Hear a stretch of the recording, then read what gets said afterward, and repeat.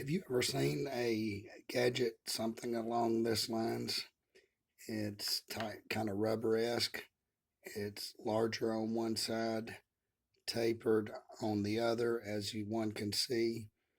It looks like a wedge. This in the plumbing industry is called a toilet shim. One may be familiar with door shims when shimming up a door. But believe it or not, there's also, these are much smaller, but they're also toilet shims. And you say, well, what are they for? They're to, if one slides this under the toilet, say this uh, haphazard drawing here, on the base of the toilet, you may have a concrete floor. No floor is totally level. So if one takes this shim and pushes here and pushes this shim up into here, um, and then maybe over here or wherever one has a space.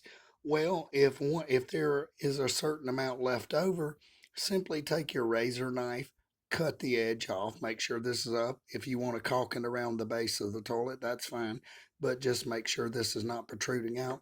But put it in. You may use one, you may use two, you may use three, but this will keep your toilet from rocking.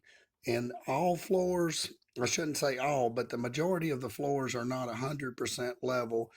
So, and also these are really handy when one is working on a concrete slab, because those are usually not level, as well as wood.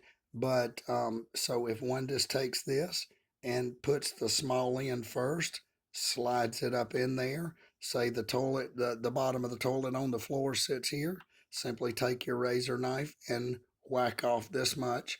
And then if you have space on the other side, you want to put one in the side, feel free to put one in the other side. So, and you can move another one over and put it that way. But again, the small end goes in first, as one can see. One has the smaller end and it's tapered up to the larger end. So push the small end, say this where the bottom of the toilet on the floor, push this in where the space is at, push this one in, however many you want, one, two, three, four, however many. So one can actually think of these toilet shims.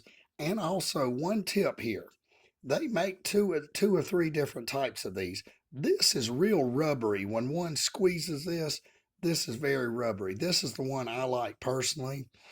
But the other one is a harder, but it's like a harder texture. But this kind of has a little give, almost like a shock absorber. That's only my personal opinion, but for whatever that's worth. So, but either one of them is good and fine. And also the rubbery one may be easier to cut with your razor knife, but that's just my personal opinion, but to each his own. Both are good, I'm sure. So these are toilet shims. These are to keep your toilet from rocking. Say if your toilet bolts were over here, you don't want, when you sit on the toilet, it rocks this way and rocks that way. To put it, it will actually take the pressure off here, take the pressure off here, and actually take the space here. Then if one decides to run a bead of caulking around through here, this is fine. And one most likely will never see these. But so these toilet shims are for when the floor is not totally level. And believe me, many floors are not level. Even the ones that look level are somewhat not perfectly plumb. So again, toilet shims to shim up a toilet, to put in the base of the toilet where the toilet meets the floor. So just simply slide it up in there. Any excess, cut it off. It's that simple.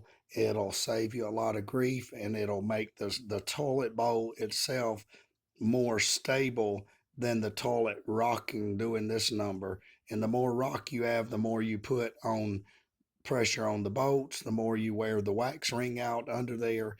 So these toilet shims are a great tool to have in your in your tool bag. Again, toilet shims. Thank you for watching and have a wonderful day.